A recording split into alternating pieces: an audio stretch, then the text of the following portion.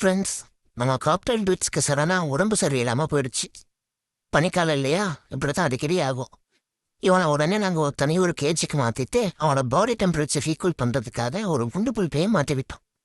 தனியாக குவாரண்டைன் பண்ணி ஒரு 2 hours வெயிட் பண்ணி செக் பண்ணி பார்த்தோம். பட் ஆனால் அதில் அவனோட ஹெல்த்தில் எந்த ஒரு இம்ப்ரூவ்மெண்ட்டுமே இல்லை. பிஹேவியரும் கொஞ்சம் டிஃப்ரெண்ட்டாக இருந்துச்சு. அவன் பக்கத்தில் போனாவே கடிக்க வர்றான். ஸ்ட்ரெஸ்ஸும் கூட சேர்ந்துருச்சு போல.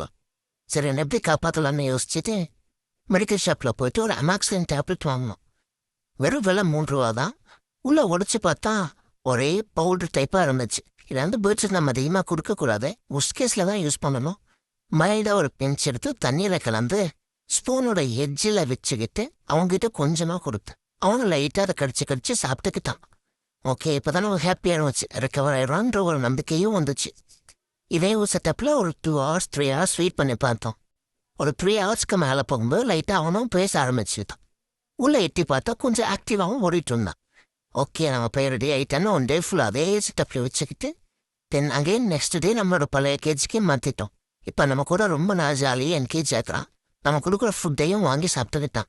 இப்போ தான் நமக்கு ரொம்ப ஹாப்பியாக இருக்குது.